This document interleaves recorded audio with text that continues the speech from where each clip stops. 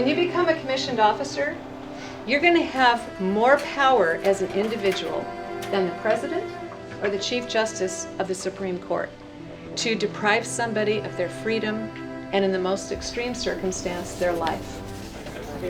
When you go out into the community, you represent the absolute cornerstone of democracy. It's a pretty heavy responsibility, but it's also a tremendous honor.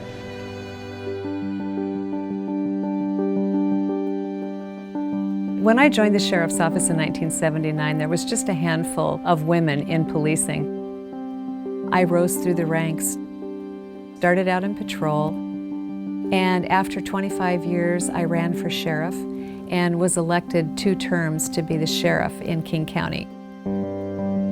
When I was involved in investigations involving excessive use of force, the answers I was getting from the deputies bothered me.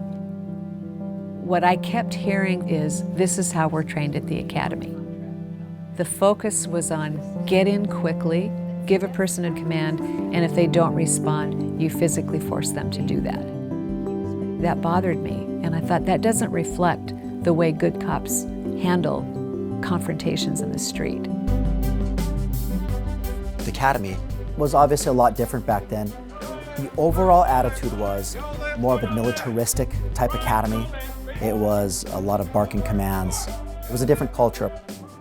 What Sue's doing here at the academy is I think we're just getting back to the foundation of what our mission is actually as a police officer. You're a warrior, but you're primarily the guardian. You're there to help people. Many members of the community see the police as soldiers coming into their community. And if police officers see themselves as guardians and they're behaving as a protector rather than a conqueror, I think that will go a long ways to building those bridges.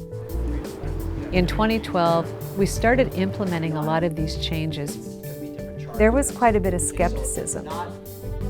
She's encountered resistance. She's encountered people who have questioned her motives. She has been insulted. What Sue is saying is, how about if we approach people as people? How about if we use some common courtesy and dignity in the way we approach somebody? What Sue is doing is trying to change that dynamic with training, with culture, and by getting police to understand we are not occupiers of this community. We started focusing on the Constitution, putting a high value on the ability to communicate, to demonstrate compassion without appearing to be weak. Item 1, report of a suspicious female. All right, I see you have a knife, okay? I see you have some blood on your wrist. Listen, we're here to help you. A guardian describes the multi-dimensional police officer, still having all the warrior skills, but also giving officers a lot more tools to build the rapport, to build the trust, to build the support.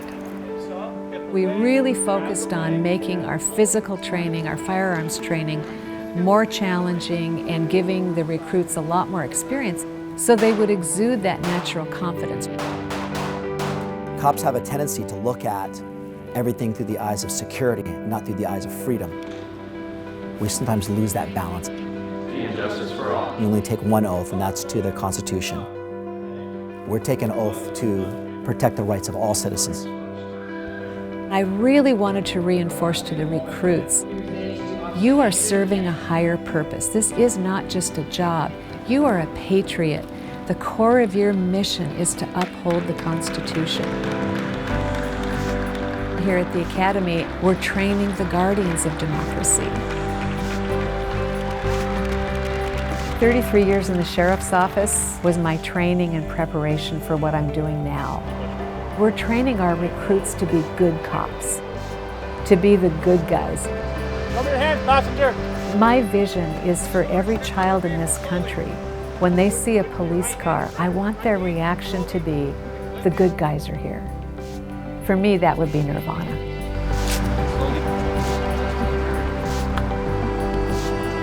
Clear.